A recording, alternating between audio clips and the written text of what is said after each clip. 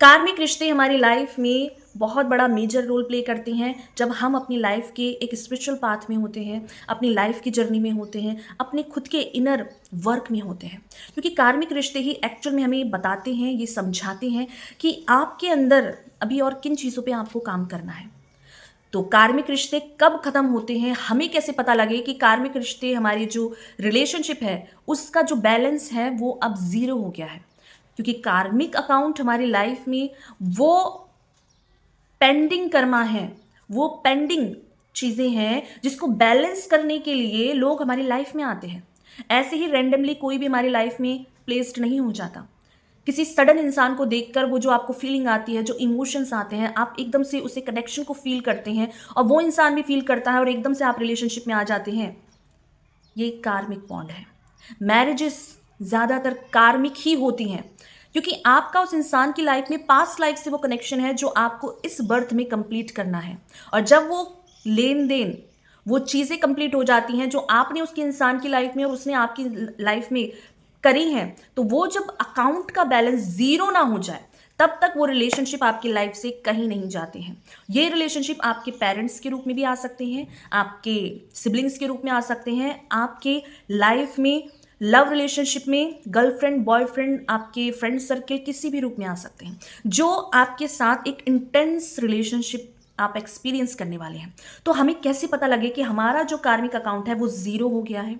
चलिए देखते हैं किस तरीके से पता लगेगा कि कार्मिक अकाउंट हमारा इस रिलेशनशिप से, इस पर्टिकुलर इंसान से ज़ीरो हो गया है, हमने बैलेंस कर दिया है।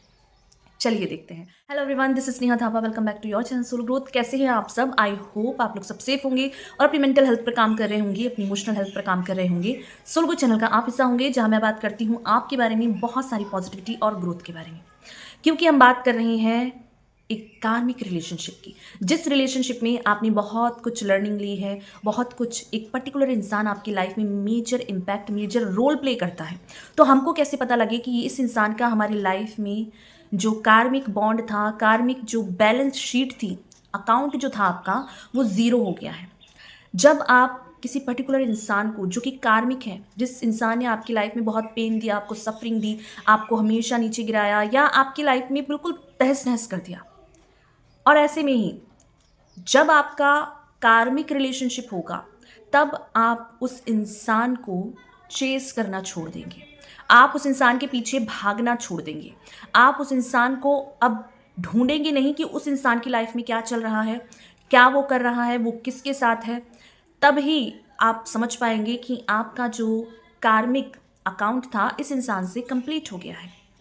कार्मिक रिश्ते आसान नहीं होते हैं।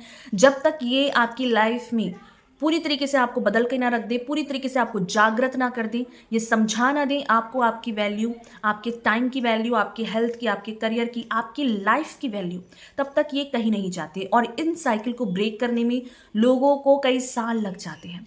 और जब आप अपना पूरा ध्यान खुद पर नहीं ला पाते हैं, खुद पर फोकस्ड नहीं होते हैं, आपका सारा ध्यान अगर सामने वाले इंसान पर है कि वो अब क्या कर रहा है, किसके साथ है, क्या, कहाँ पर है, ये वही चीज़ें हैं जहाँ पर अभी भी आपका कार्मिक अकाउंट इस इंसान के साथ कंप्लीट नहीं हुआ है।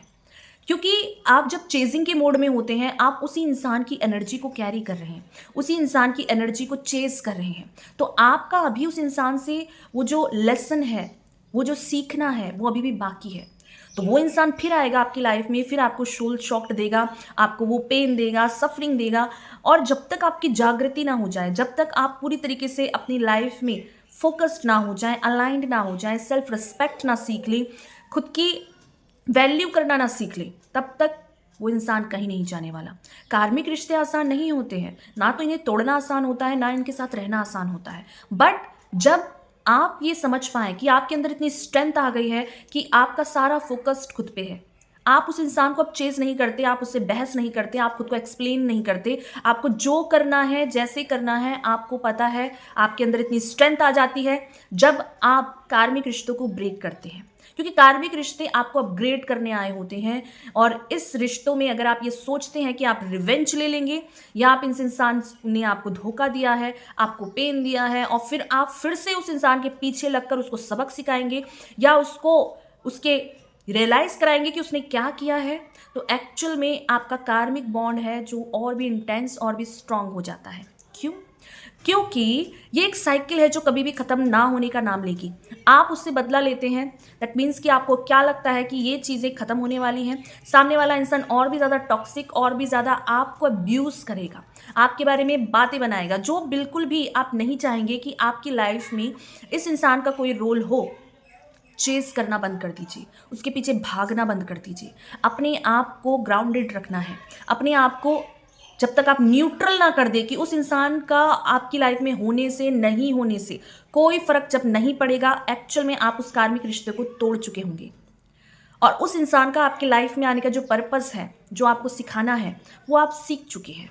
क्योंकि आप अब उसे चेज़ नहीं करते, आप उसके पीछे भागते नहीं हैं, आपको ये फ़ील नहीं हो रहा है कि वो इंसान नहीं है तो आपको साँस नहीं आ रही है, आप अकेले भी आप सर्वाइव कर सकते हैं।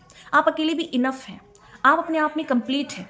ये चीज़ जब आप फ़ील करने लगते हैं तो एक्चुअल में आप उस कार्मिक साइकिल को ब्रेक कर चुके होते हैं। जो लोग भी कार्मिक रिश्तों में होते हैं, एक्चुअल में उन्हें पता होता है कि ये जो इंसान था, जिसके पीछे आप इतना भाग रहे थे, पागल हो रहे थे, उसको एक्सप्लेनेशन दे रहे थे कि आप उसे कितना प्यार करते हैं, कितना वैल्यू करते हैं, उसके बिना आपकी लाइफ अच्छी नहीं है।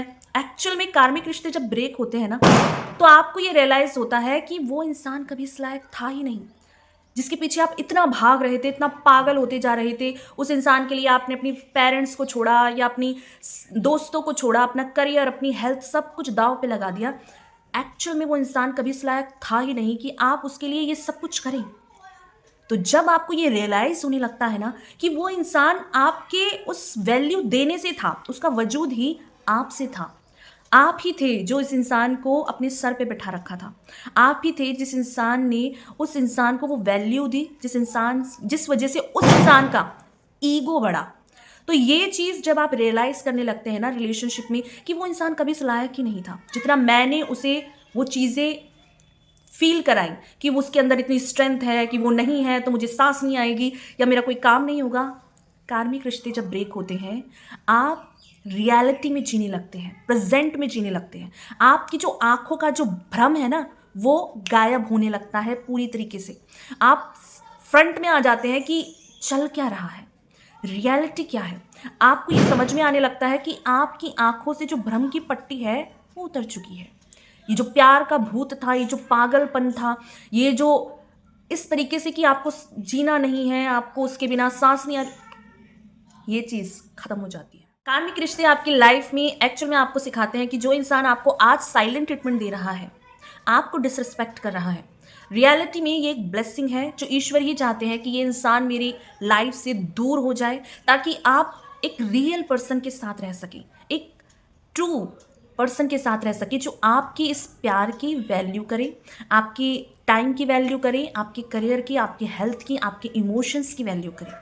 तो कार्मिक रिश्ते जब आपकी लाइफ में जो रियलिटी चेक है ना, आपको प्रेजेंट में लाने का, आपको वैल्यू समझाने का, प्रेजेंट की, आपकी, आपके टाइम की, आपके एफर्ट्स की, जब आप ये समझने लगते हैं, जब आप इन चीज़ों में बिलीव करने लगते हैं कि रियलिटी में वो इंसान कभी इस लायक था ही नहीं जितना आपने उसे अपनी लाइफ में इंपॉर्टेंस दी थी, तो वहीं से चीज़ें बदलने लगती हैं।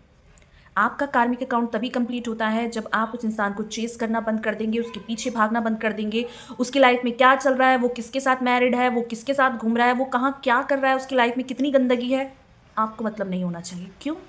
क्योंकि जब आप उसके साथ एनर्जी को शेयर करते हैं, उसके बारे में थिंकिंग भी करते हैं, तो ये समझ लेना कि आप अब भी उसी लूप में हैं जिस लूप से वो इंसान कभी भी आ सकता है।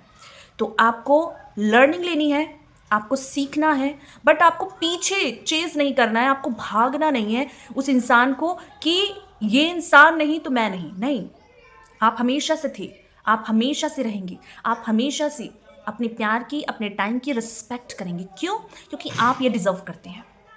तो अगर कार्मिक रिलेशनशिप से अगर आप बाहर आना चाहते हैं तो खुद पर काम करना है, अपने ऊपर काम करना है, अपनी रिस्पेक्ट करनी है, अपने टाइम की, अपनी हेल्थ की। उन चीज़ों पे फोकस करो जिन चीज़ों को इस रिलेशनशिप के आने के बाद मेजर इफेक्ट हुआ है, ज़ीरो हुई है।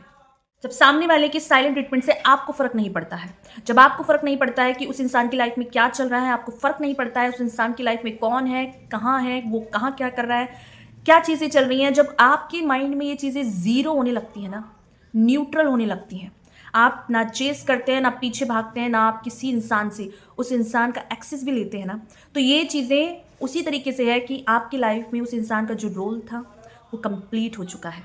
और अगर आप नहीं सीखते हैं इस इंसान से, तो कोई अदर एनर्जी के साथ, किसी अदर पर्सन के साथ आपकी लाइफ में दोबारा भेजा जाएगा ताकि आप लर्निंग ले सकें, आप सीख सकें। एक बार नहीं सीखेंगे तो ईश्वर जो परमात्मा है, जो हमारी सर्वश्रेष्ठ डिवाइन एनर्जी है, वो हमको फिर बार-बार वैसे ही लोग प्रोवाइड करती है ताकि हम सीख सकें। जितनी जल्दी आप खुद की अहमियत को समझेंगे, खुद को प्यार देंगे, खुद की वैल्यू करेंगे, उतनी जल्दी आपकी लाइफ में ये कार्मिक जो अकाउंट्स हैं, ये जो चीज़ें हैं, ये जो रिश्ते हैं, ये इनका जो कर्ज है आपसे उतर सकता है।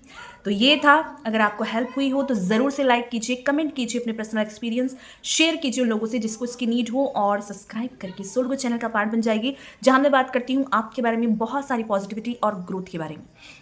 और अपने खुद के पर्सनल एक्सपीरियंस की आपकी लाइफ में क्या चल रहा है ज़रूर से बताइए, और अपने इष्ट को, अपने परमात्मा को ज़रूर से धन्यवाद दीजिए, क्योंकि उनकी ब्लेसिंग के बिना, उनके आशीर्वाद के बिना ये कंप्लीट नहीं हो सकता।